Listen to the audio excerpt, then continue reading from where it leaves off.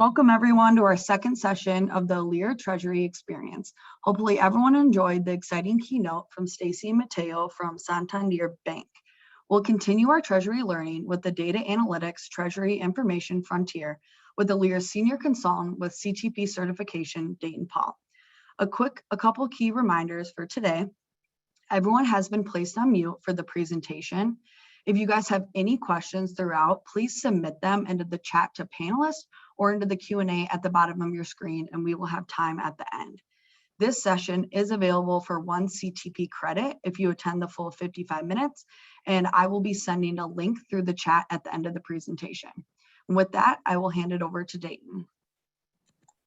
Thanks, Katie, and welcome everybody to today's session, Data Analytics, Treasury's Informational Frontier. So a little bit about what we're going to cover today, just a quick agenda.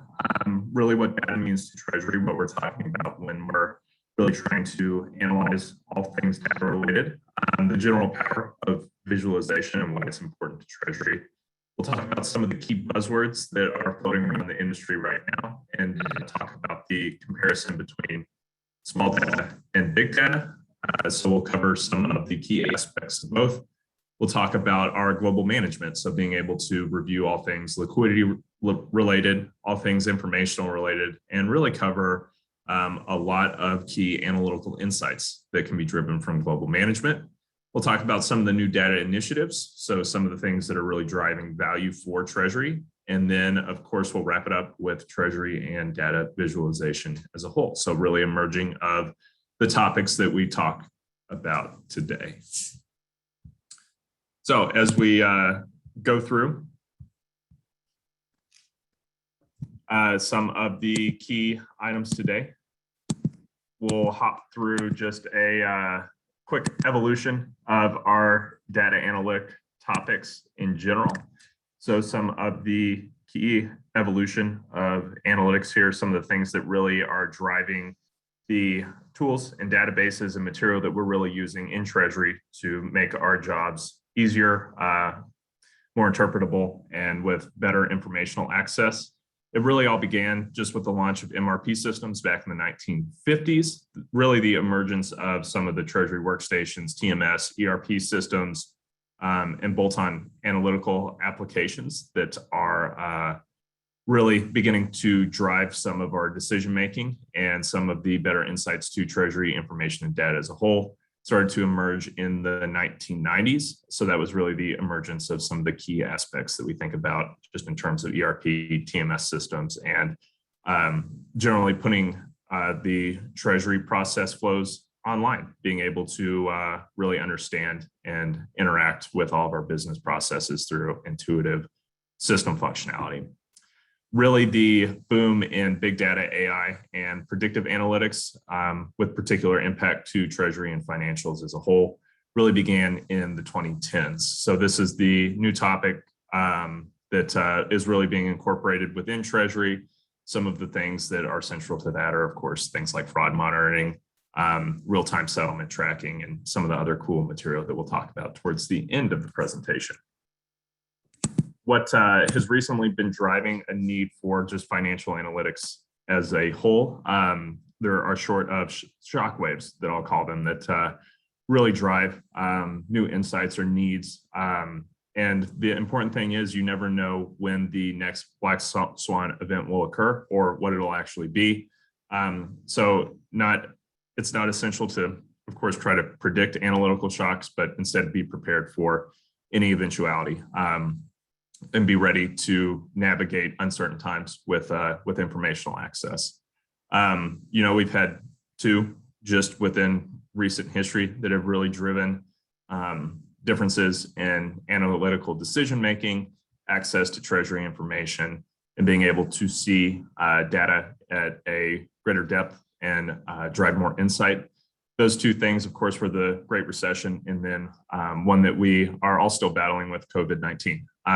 So a lot of changes just recently within this presentation here that we'll talk about. Some of the key things that really have been trending with the movement to cloud-based services, access to systems from home, because everybody needs to be able to access, of course, their job material outside of traditional offices now. So we'll talk through some of that, why it's important to prepare and plan, and some of the key data analytics strategies that you can employ to prepare for those outcomes themselves. The components that comprise your comprehensive data strategy, I'll really break them out into two buckets. One is the data management side. It's really where we're storing data, where it's integrating. Are we incorporating additional data sources? Is it just treasury related data? Are we importing things like invoices for AP? Maybe we're deploying some multi-level netting or RHB strategies. We need to understand what data we actually need to view, where it lives, where it comes from, and how we're managing it, how it's stored on our particular systems and our particular sources, and really be able to get an understanding of the need and requirements for just our disparate data sources. Once we've really kind of figured out our data management strategy, we know where everything is coming from, that's when we get to do the really cool things of building our data analytical strategy. So how are we actually gaining insight? What tools are we utilizing? What dashboards do we need to build? Who's getting access? Who is ultimately going to make decisions out of these? And how are we tailoring the analytics to fit their particular requirements? So really the back end mixed with the front end is how we build that comprehensive, robust analytical strategy. Data management in particular for Treasury, there are a few key components. Of course, we need that holistic data repository. We want to be able to view all of things like our bank balances, all the transactions, all the payments that have gone out, either within a previous day, previous week, previous month, however we want to view it. We need to be able to have access. We need to be able to shift those timeframes, material like that. And then, of course, we need to develop the methods of who's consuming it, who's looking at it. Are we integrating directly, giving individual users dashboards, material like that? Really, the best way to figure out that material is to utilize a just sort of road mapping strategy where we take a look at, what are our needs? What are some insights we'd like to gain? Where do we maybe have some blind spots in our financial data where we're not really sure? Maybe we have an abundance of checks that are outstanding at month-end reconciliation. How are we ultimately dealing with that? How can we get better insight from there? So really understanding where some things might be lacking. That's the first step, and then road mapping out what sort of visualizations or what sort of analytical tools might be helpful there. And we'll talk about at a high level some of the tools that can be utilized for that holistic strategy. And then, of course, you need to maintain your data. So it goes back to our previous slide. With good data, you can drive great analytics. But if you're not taking care of your data and you're just, say, downloading, copying, and pasting, there's plenty of room for manual error. That's not very good data. There's not a lot of integrity there.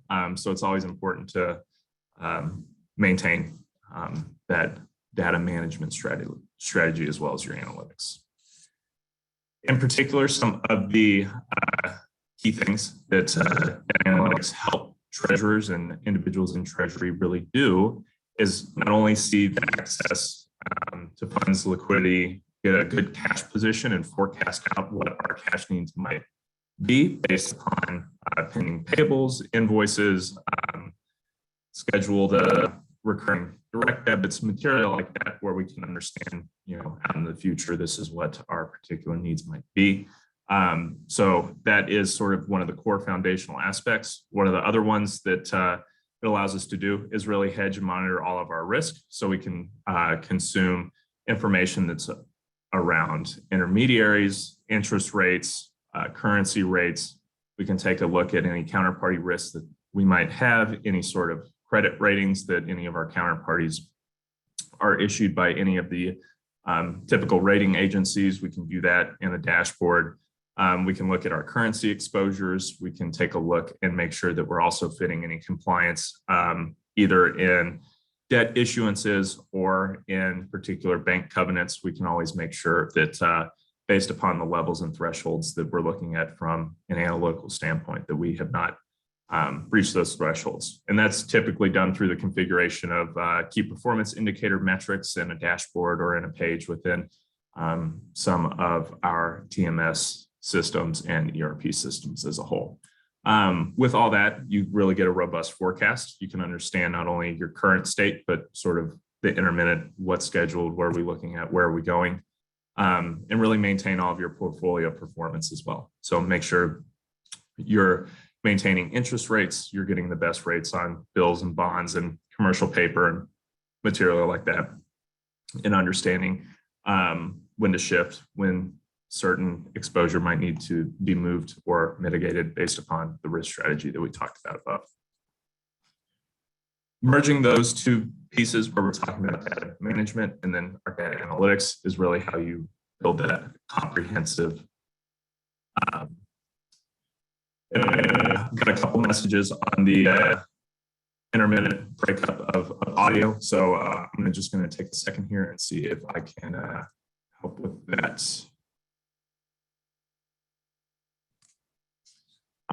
We'll see if that helps. If you can ping me in the chat if there's still any issues, I'll take a break and see if we can. Okay, if everybody can give me 1 second, I will see if I can switch to some headphones, maybe that might assist in this.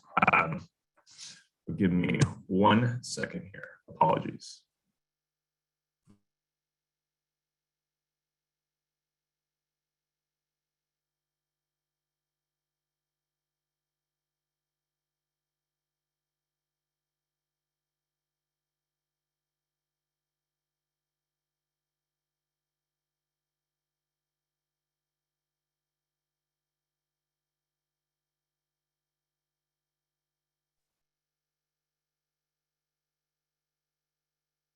Let's see.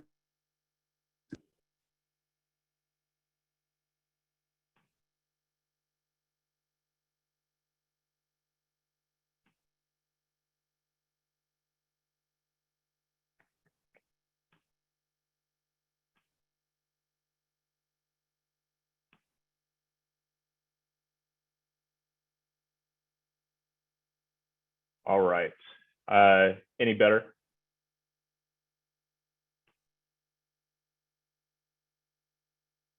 Okay. I am getting a couple thumbs up, so we will go ahead and start sharing again.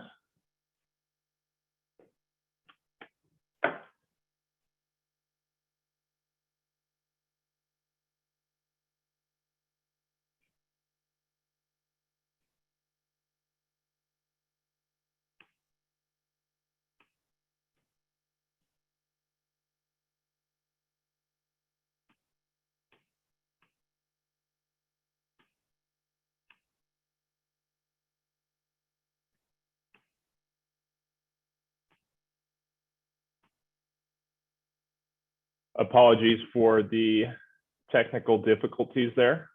We will go ahead and get going again. And if there are any sort of issues with the audio again, just please let me know.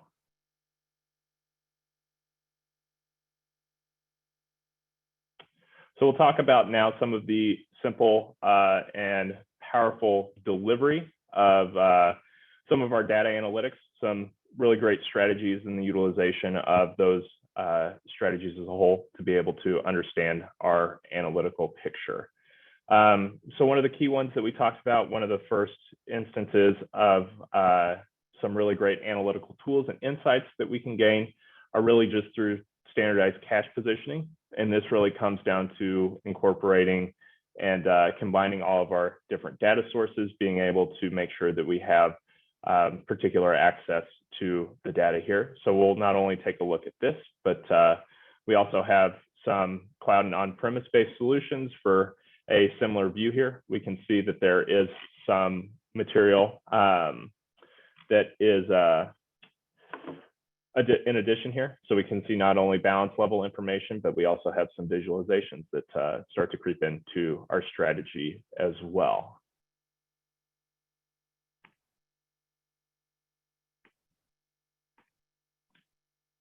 So as we dive a little bit deeper, we'll talk about just the power of visualization as a whole.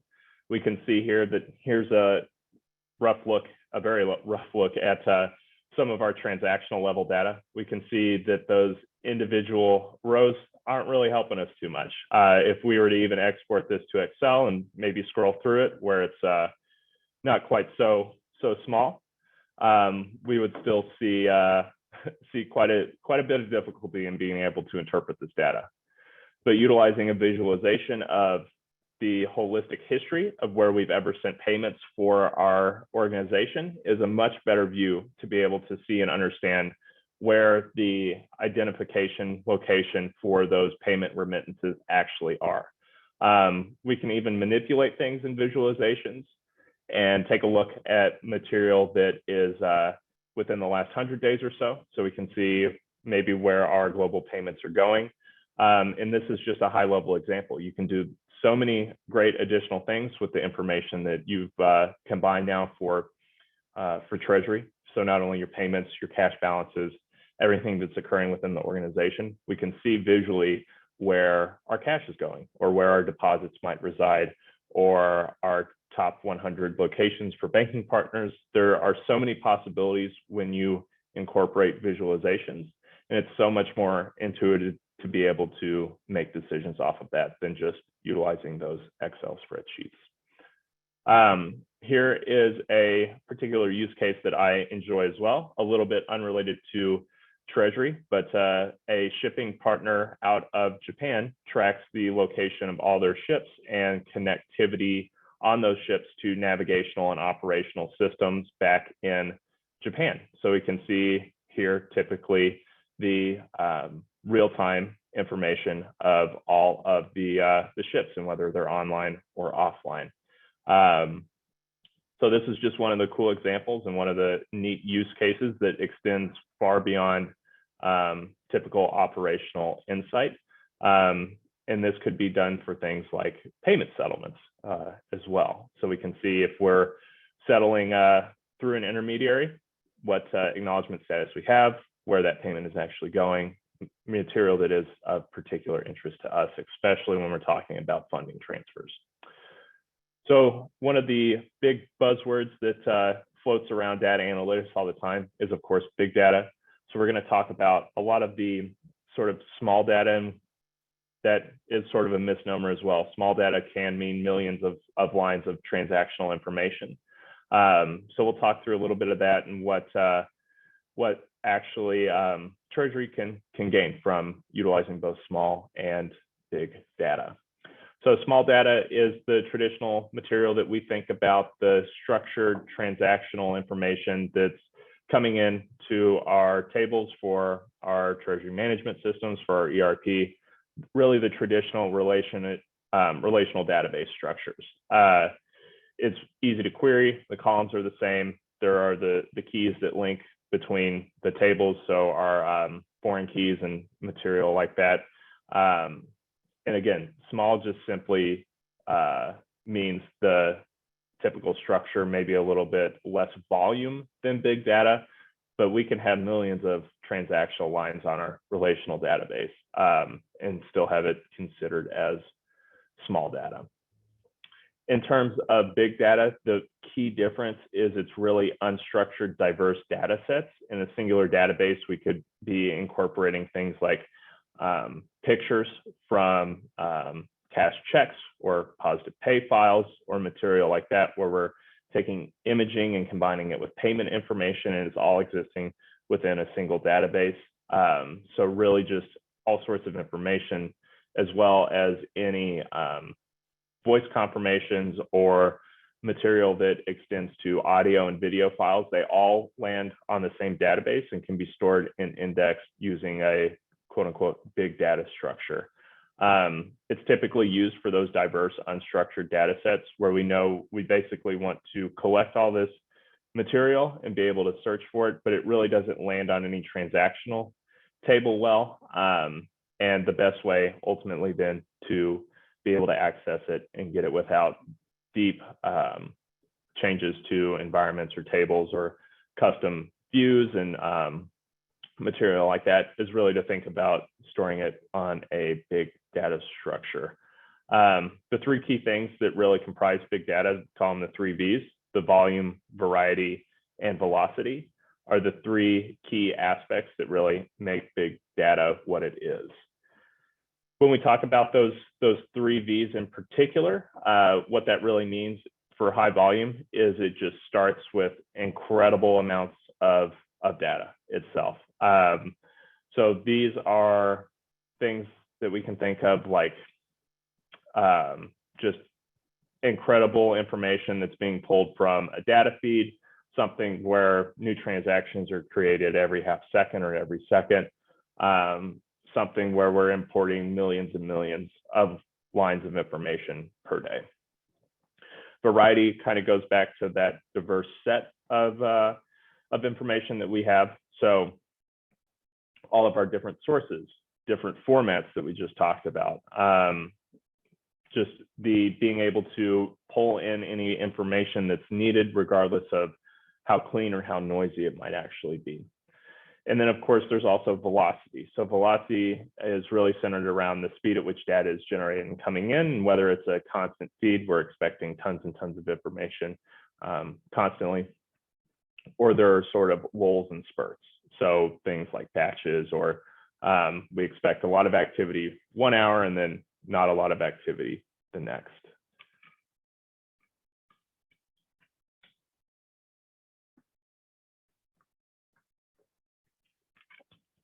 Some of the uses for small data and big data here are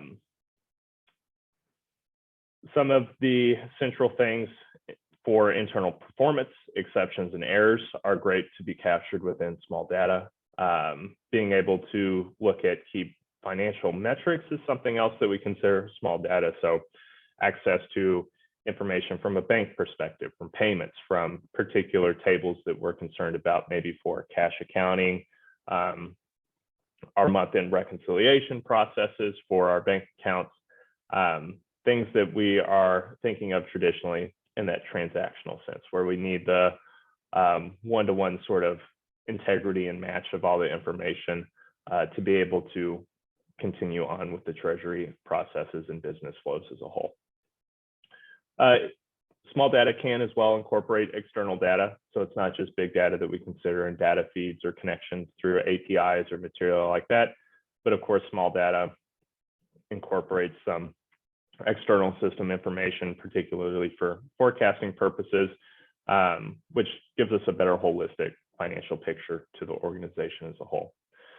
Big data is going to track information across basically the entire enterprise, maybe even external to the enterprise. So looking at information for some of our key partners, whether they are supplier related more on the AP side, we can collect a lot of supplier-based information, or whether it is information that is just central to business operations. We can collect all that data from maybe all of these diverse and different unconnected systems that we're using to operate, and then use that to more accurately project what's going on, what the cash needs for particular business units or companies might be in the intermittent time frame, which is really central to being able to build out a accurate forecast for cash needs.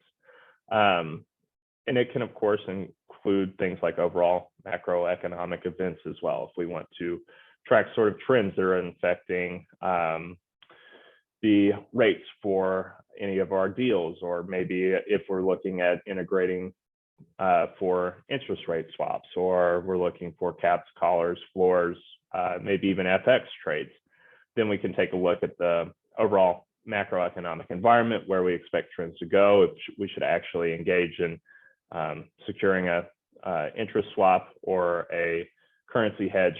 It helps us understand that as well.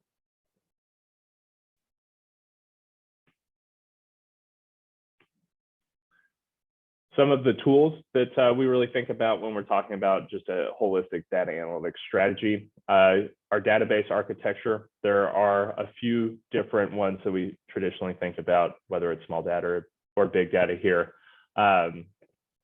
to capture all of the information that we need. So Lucene libraries, which are built on Apache, are a great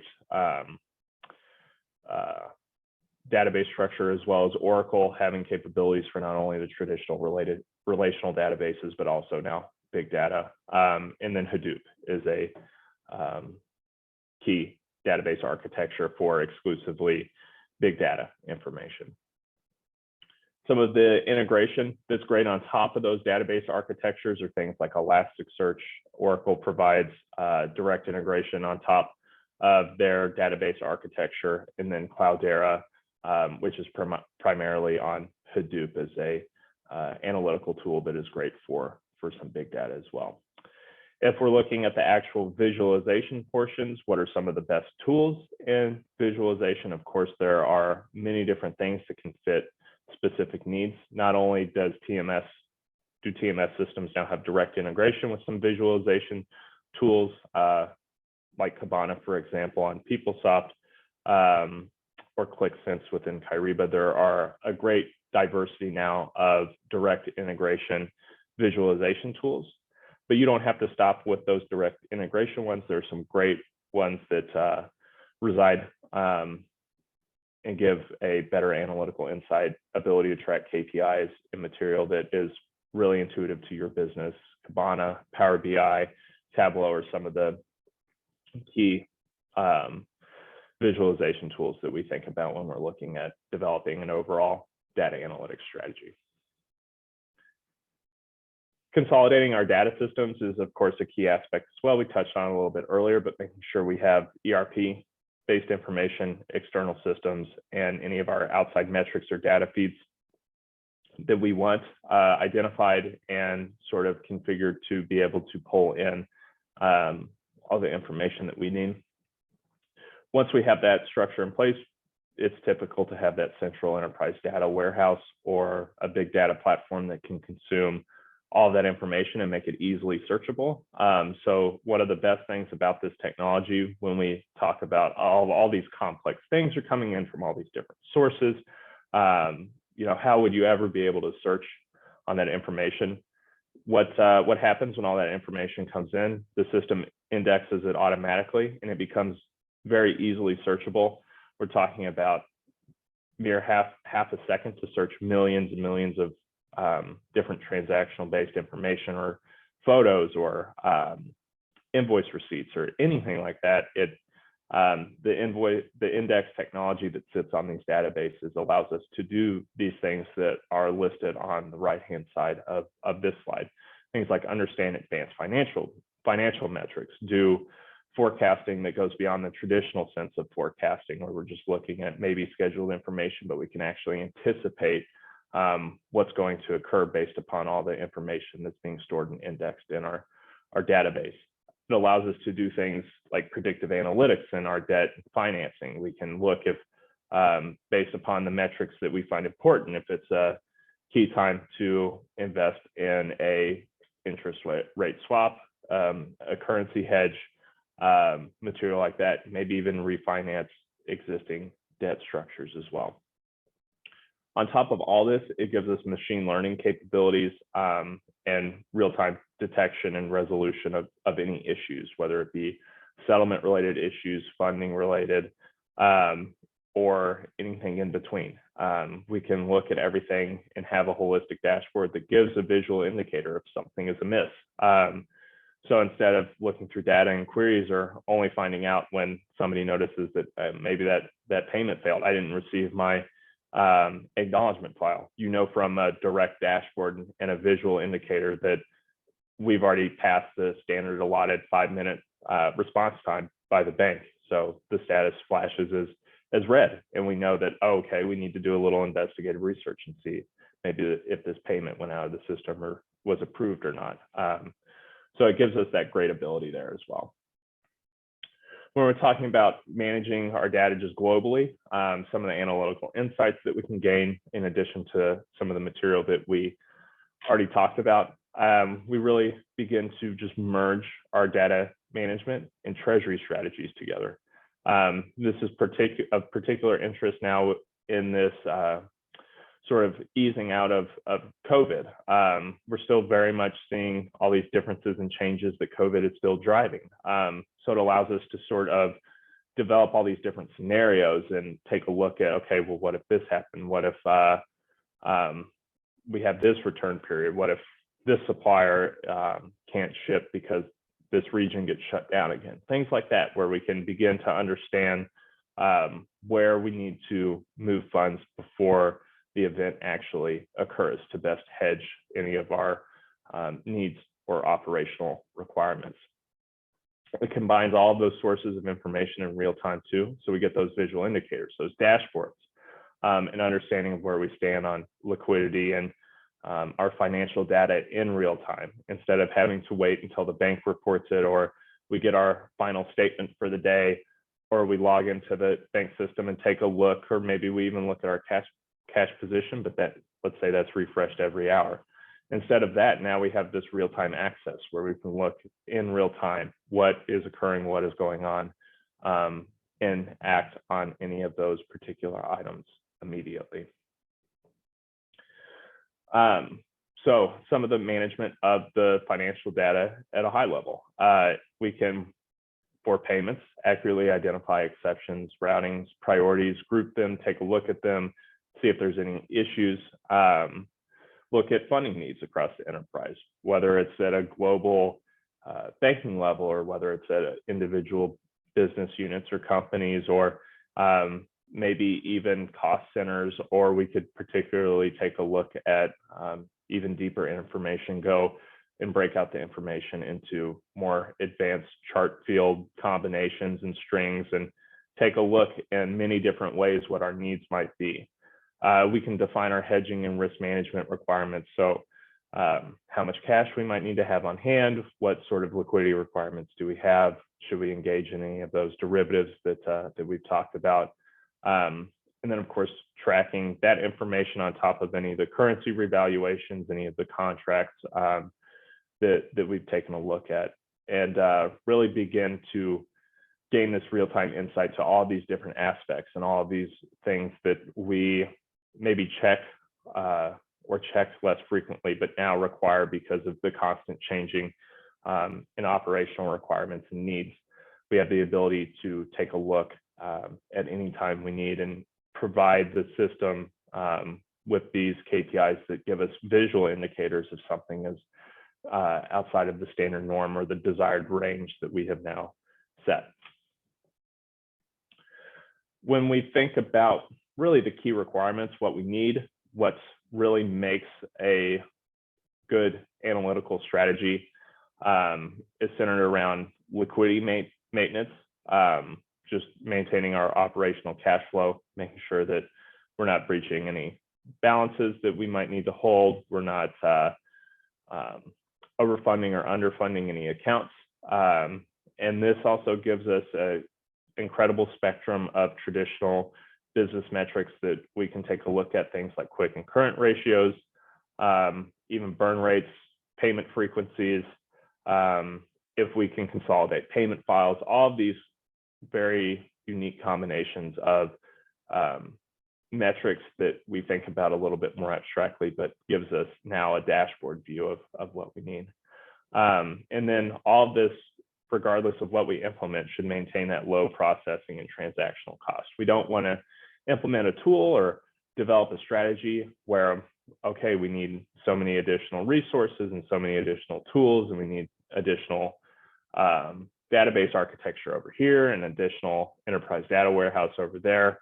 Instead of material like that, it's all about merging those strategies, finding really the best core key fit, and understanding the needs and requirements to keep the processing and transactional cost to a minimum. When we're talking about some of the key things for managing not only internal to the company, but let's say we're looking a little more broadly across borders here. So we've talked a lot about multi-currency up to this point, but there's some other key ones, particularly netting and in-house banking strategies. So how can we effectively net to reduce payment remittances? We can see some key combinations that might be useful for us. We could understand we should change maybe some invoice processing, maybe some netting cycles, understand holistically sort of where we need to go with our netting and in-house banking strategy. We can also do the same thing for hedging and risk management as well, identifying any of the changes and requirements or needs that the enterprise has as a whole. The key thing out of all of this in any Treasury analytical strategy is being able to act on the insights that we've gained. So when we're acting on these really data-driven insights, we need to make the model clear who's interpreting it. That's one of the key things we always look at in deploying new dashboards. Make sure those KPIs are clear, make sure that we really can share our information and findings with the other individuals who may need to know or take action on it, which is a key piece of information as well. And of course, it's important to mix your Treasury experience with the analytical insight that's gained here. It should be an assist, not a replacement for any of the critical decision-making or requirements needed. It should really enhance your abilities, not change the way that you totally think or engage in certain activities. It really is an enhancement to your opportunities. And of course, it's important to remain objective. We don't want to hunt for individual items that may reinforce or undermine a particular claim. We always want to stay objective within the data. Data doesn't have feelings. It's just telling us a picture. It's just important to be able to view that picture objectively and then incorporate it just into our decision making as a whole. Of course, there are a ton of biases to fall into too. So anytime that we go through an analytical implementation enhancement to our cash positioning structure, reporting structure for payments, or even netting cycle reporting, it's important not to fall into any one of the particular biases. Things like confirmation bias, where we're just looking for a pre-selected result. Selection bias, where we're just selecting certain data that we think is going to give us an outcome. And then overfitting and underfitting is where we create certain dashboards or model that either incorporate too many data points or too few data points. It's always important to get the key combination of needs and requirements to view the information together, and not totally strip everything away or add every bell and whistle that you can possibly find either. Some of the key new data initiatives that are really driving Treasury forward in this technological frontier is optimizing overall business performance based upon all funding requirements, financial strategies, and needs. We can now interactively see and tell what's going on within supply chain, payables, receivables, what entries are even booked to the GL. We can take a look at expenses and global payroll and all these different sources that are really now combining information and see what the needs and requirements are for any of those particular areas. So no longer is Treasury sort of siloed into information that can be gained from particular bank balances, deposits, pending payables. We can now take a deep dive across every aspect of the enterprise that impacts finance and liquidity here. It also gives us this capability to provide financial analysis to individual decision makers, people that need it. We're not substantiating a claim and sending out, an email.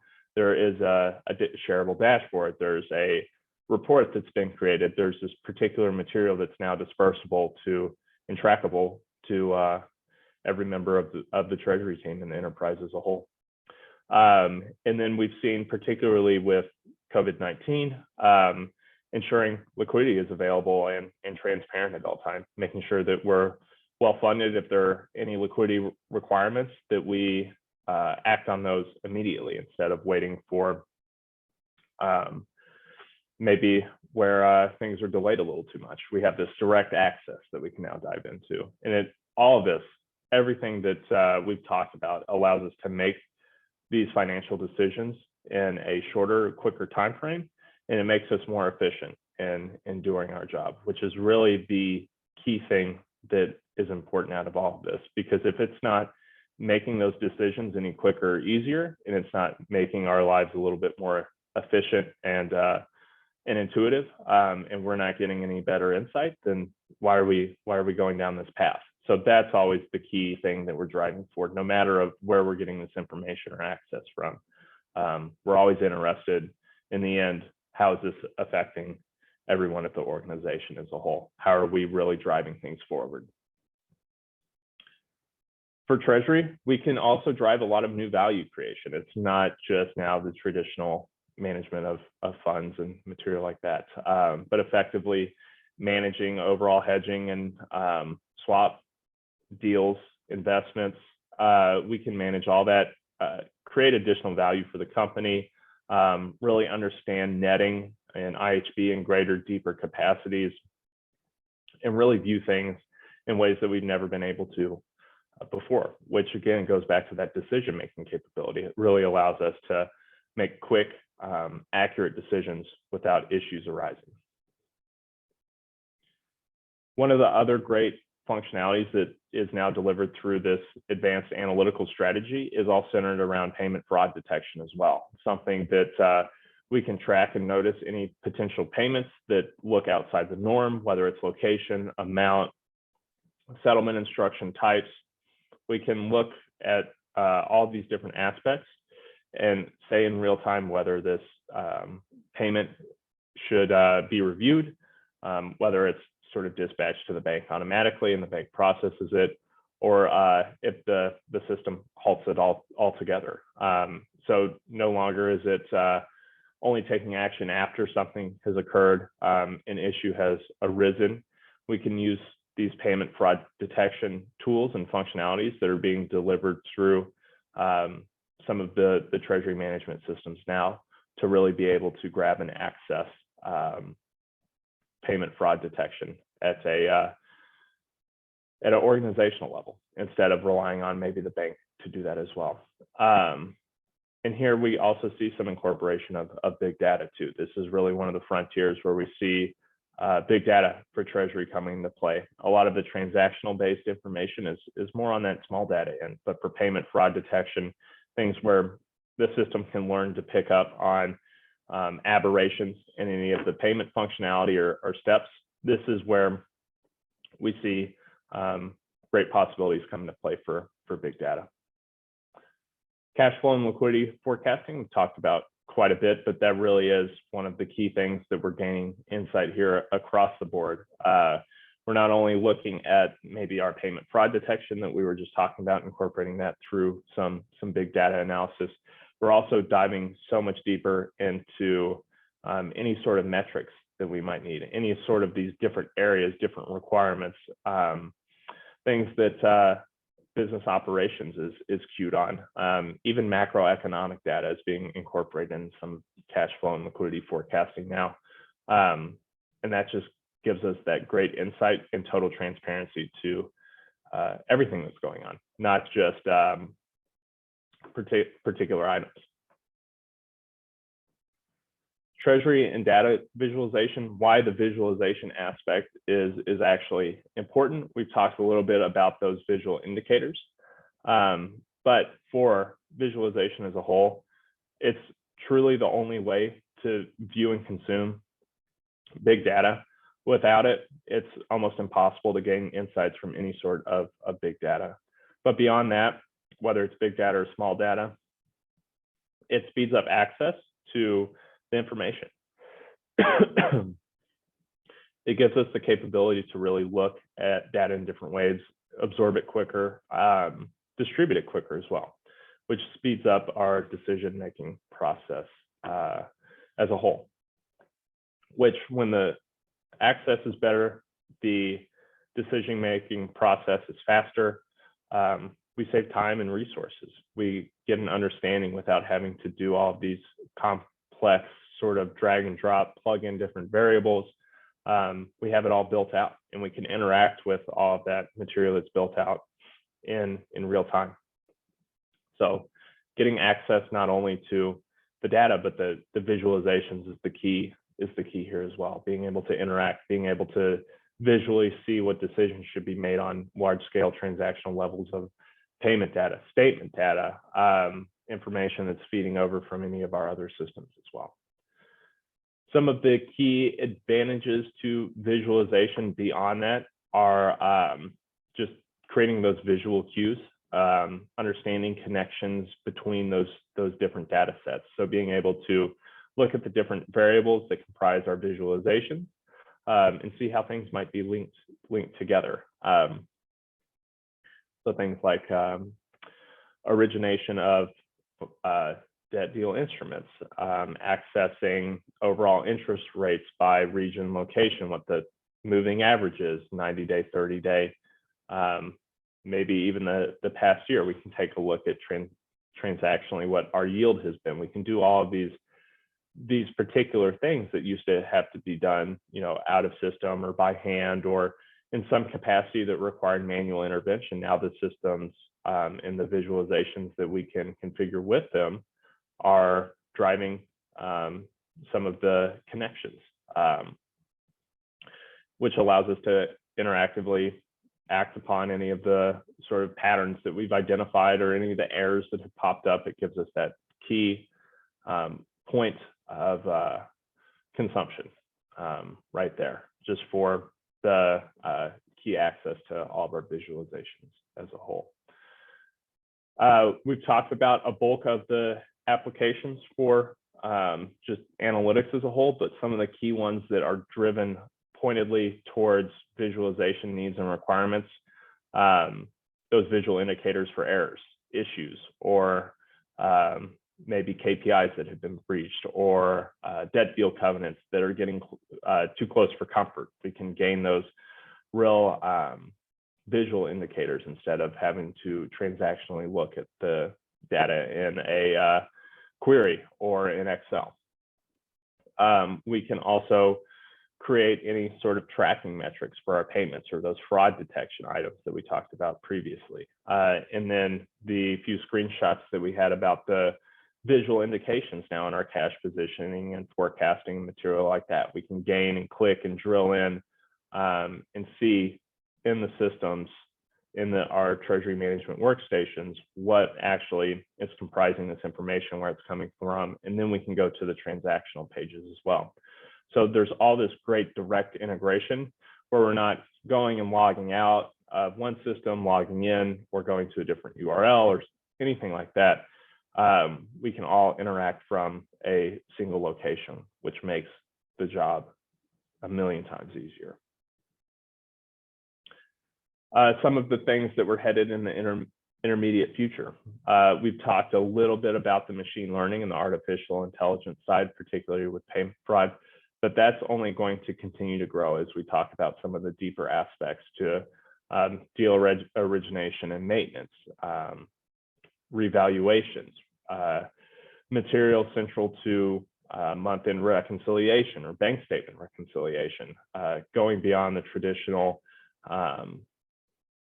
sort of discrepancy review. Machine learning, artificial intelligence is heading in a direction where that automation is continuing to grow and pick up.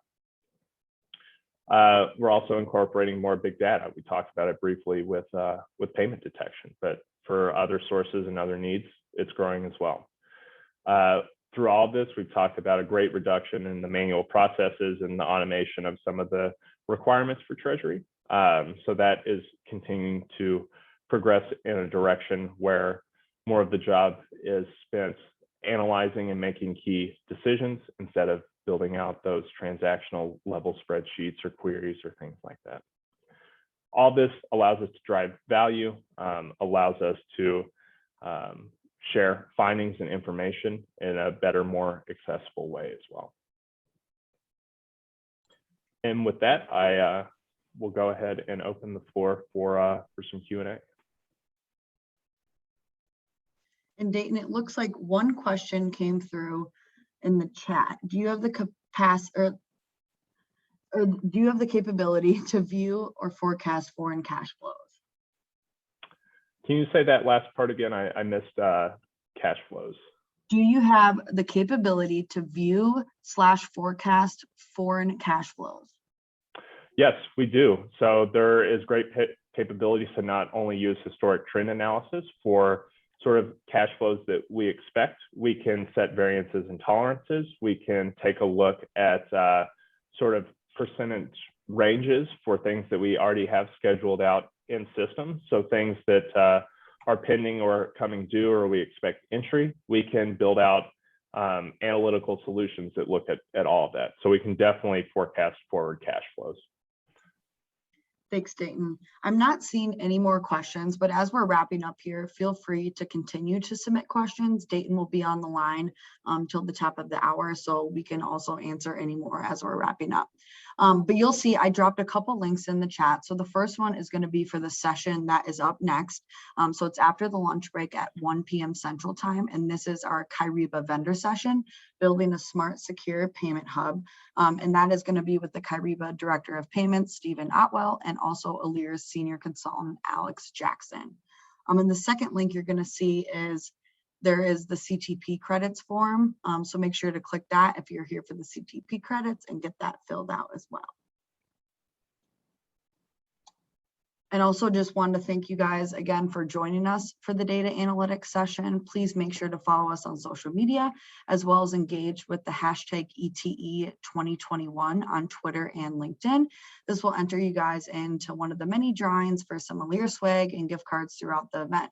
And hopefully we'll see everyone at 1 p.m. after the lunch hour. And we will get the CTP. I'm seeing everyone saying they don't have access. I'll look into that. Jordan, I don't know if you can fix that or not. Yep, we'll get that updated and get the link Okay. sent out to everybody in just the next couple minutes here. We'll send it via email.